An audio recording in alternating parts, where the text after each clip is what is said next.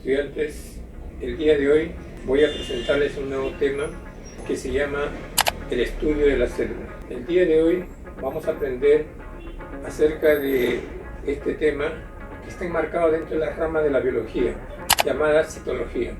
Entonces, citología es la ciencia que estudia a las células.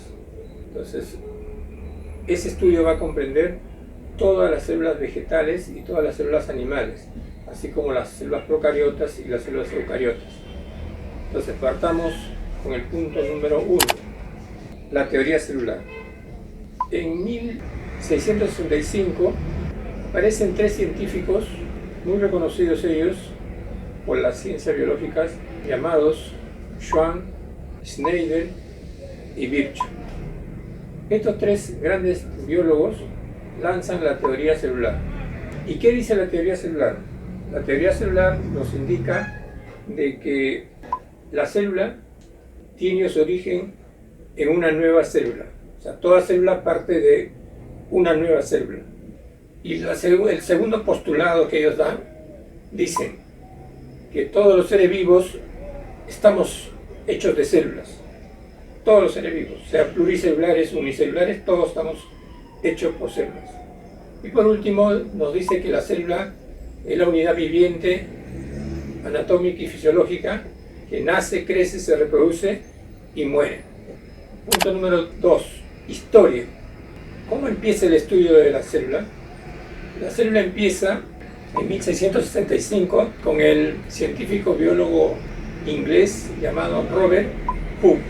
Robert Hooke en 1665 comenzó a investigar en unas pequeñas celdas o corchos de botella, mirando a través de un microscopio que para ese entonces ya lo había creado Zacharias Janssen, así como en Holanda por Leeuwenhoek, ya habían creado los primeros microscopios.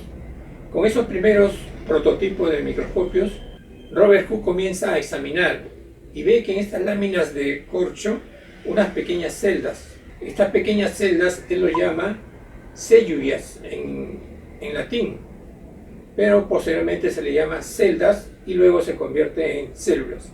Desde ahí se comienza a hablarse de las células. Entonces, Robert Hooke observa las celdillas y les llama por nombres células. Pero no había visto nunca una célula viva, solamente el corcho nada más.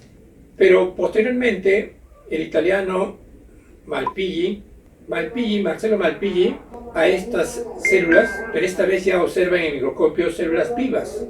Fue el primerito que observó una célula viva y vio el citoplasma, vio el núcleo y vio cómo se componía un ser vivo anatómico. Entonces ellos son los pioneros del siglo XVII que comienzan a investigar poco a poco acerca de este ser vivo llamado célula. Punto número 4. ¿Qué diferencia hay entre una célula vegetal y una célula animal? Hay 3 o 4 grandes diferencias. Ambas nacen, crecen, se reproducen y mueren. Mientras que la célula animal tiene membrana celular, la célula vegetal tiene pared celular. Primera característica. Segunda característica, la célula vegetal presenta color verde debido a los cloroplastos, pigmento de cloroplastos, que la función de lo cloroplástico es sintetizar la luz del sol, es decir, hacen la fotosíntesis. Luz, agua que extrae del suelo, o sea, H2O, más el dióxido de carbono, el CO2, con estos tres componentes ellos forman azúcares, llamados glucosa, C6H12O6. Entonces, la célula vegetal tiene cloroplastos. La célula animal no tiene cloroplastos, carece de cloroplastos. Otra característica, la célula vegetal tiene una gran vacuola. La vacuola es líquida, es de agua, es gigantesca y es al medio. Mientras que en la célula animal sus vacuolas son chiquititas, son vacuolas digestivas. Comienza a examinar más y por lo demás no hay gran diferencia. Tienen núcleo, ambos tienen núcleo, ambos tienen ribosomas, ambos tienen mitocondrios, ambos tienen casi la misma característica. Y una tercera o cuarta característica podríamos citarle es la forma. La célula vegetal tiene forma geométrica, es decir, un rectángulo, un cuadrado, un cuboide, ¿no? Un hexágono, un pentágono, son formas geométricas, mientras que la célula animal no tiene forma definida.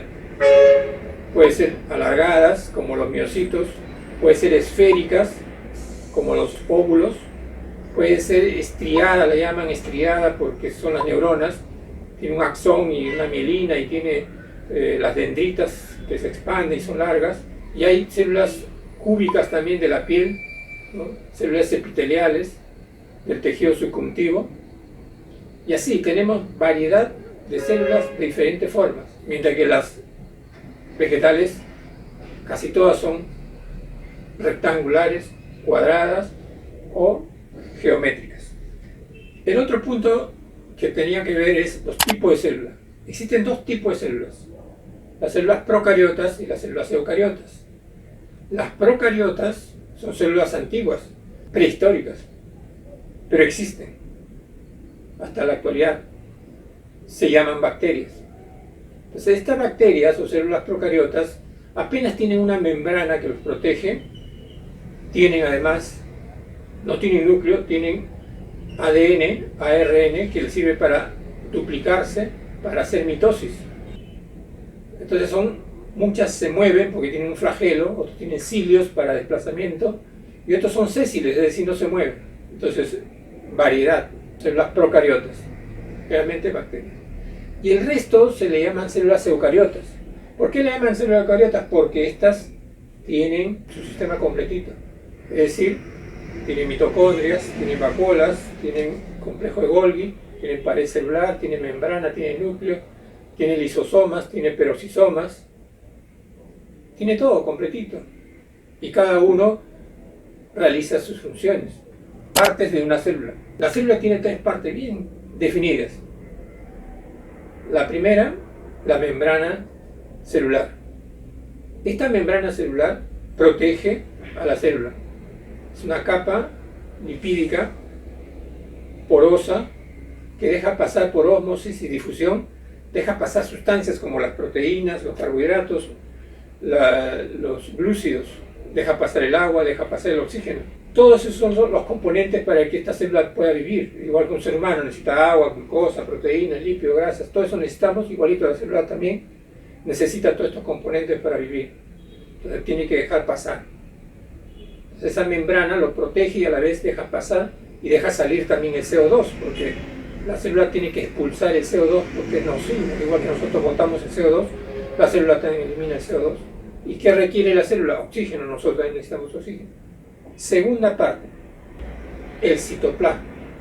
El citoplasma, llamada también citosol, es el jugo de la parte líquida.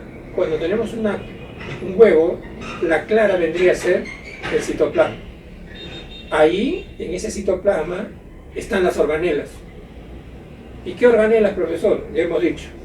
Ribosomas son puntitos chiquititos que están adosados al retículo endoplasmático rugoso. Ahí están adosados los ribosomas. ¿Y para qué sirven los ribosomas? Hacen la función de síntesis de la proteína. Esa es su tarea. Son varias y tienen que sintetizar la proteína.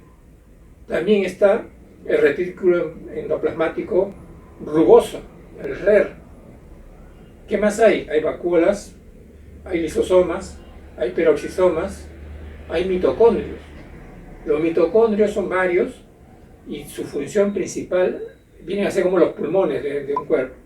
Su función principal es oxigenar, son los pulmones, sintetizan el oxígeno. Entonces esa es la función principal de los mitocondrios. ¿Y qué más hay? Otras organelas muy pequeñas como la vacuola, como los lisosomas, que viene a ser el aparato digestivo, capturan el alimento que ingresa a la célula. Entonces la tarea de los lisosomas es capturar los alimentos para hacer metabolismo y catabolismo, o sea, tiene que eliminar, o sea, el comer celular y el eliminar celular. Y la tercera parte de una célula viene a ser el núcleo. El núcleo está protegido también por una envoltura llamada membrana nuclear. Esta membrana nuclear también es permeable, deja pasar algunas cosas. ¿Y qué hay dentro del núcleo? Principalmente la cromatina y los cromosomas. Y en cada cromosoma hay genes. Y todos los seres vivos, todas las especies, tenemos números de cromosomas diferenciados. El hombre tiene 46 cromosomas. Cada especie tiene diferentes cromosomas. Las plantitas tienen cromosomas, los animalitos chiquititos tienen cromosomas. Todos tenemos cromosomas y cada uno tenemos la cantidad de acuerdo a nuestra especie. Pues hombres generamos la especie humana, arañas generan arañas y cada uno según su especie. La papa tiene cromosomas y hay tantas variedades de papas. En el Perú son más de 4.500 variedades de papas. Entonces cada papa tiene sus cromosomas. Unas son moradas, amarillas, largas, rosadas, papas negras, diferentes. Entonces, los cromosomas determinan cada especie, pero no puede haber cruce de cromosomas. Es decir, no puede haber una ballena con cara de gato, o un pollo con cara de perro, o cualquier otro animalito con un cruce. No existe eso. Cada especie según su especie, sea plantita, sea animalito, sea cualquiera de los 4 reinos, ¿no? Menos los protistas. Reino fungi, reino animal y vegetal. Cada uno según su especie. ¿De acuerdo? Muy bien. Y por último, vamos a ver también los tamaños de las células. El tamaño de las células es variado. Hay células muy pequeñitas, que llegan a medir 4 micras. ¿Y qué es una micra? La micra es 1 milímetro dividido en 1000 partes. De esas 1000 partes tomamos 4. De ese tamañito sería una célula muy chiquita, solamente visto por microscopios ópticos o microscopios compuestos o electrónicos. No cualquiera puede ver una célula, hay que tener un aparato para ver células. Ya en el laboratorio, en el colegio, se ve clarito las células, tanto vegetales como las células de la sangre. Entonces necesitamos de aparato porque nuestra vista no puede alcanzar a ver células muy pequeñitas. Pero también hay las macrocélulas, células gigantes que sí lo podemos ver. Un huevo es una célula. Ahí está la membrana, ahí está el jugo nuclear que viene a ser citosol o citoplasma, que viene a ser la clara, y también tiene el núcleo, que es la yema.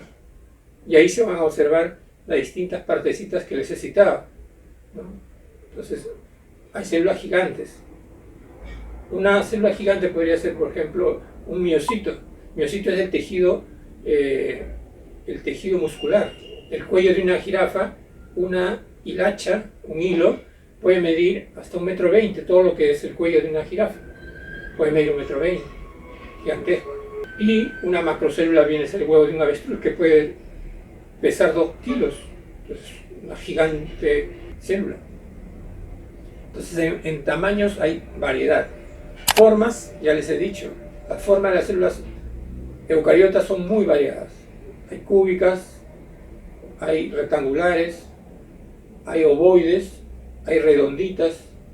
Las redonditas son como los osteocitos, las células de los huesos, o los condrocitos del tejido cartilaginoso, o células poliédricas, o sea, en forma de un cubo, un romboide, también las hay. En la piel tenemos células así.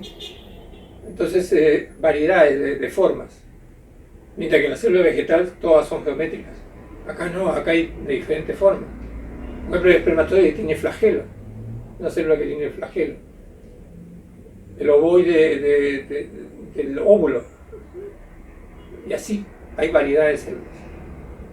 El resto ya ustedes, con su estudio, lo van a complementar. Gracias.